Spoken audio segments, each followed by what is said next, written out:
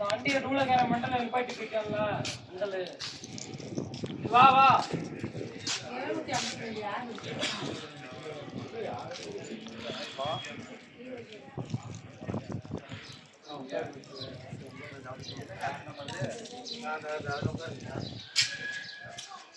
அஞ்சு வருஷம் ஆவா